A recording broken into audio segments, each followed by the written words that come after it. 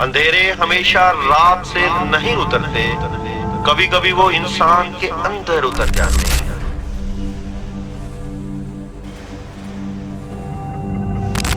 सोचने की आवाज बदल जाती है, आंखों में अजनबी सा खौफ उतर आता है, ये बंद कर। और खुद अपनी ही सांसें दुश्मन बन जाती है। वो लोग बीमार नहीं, गिरफ्तार हैं।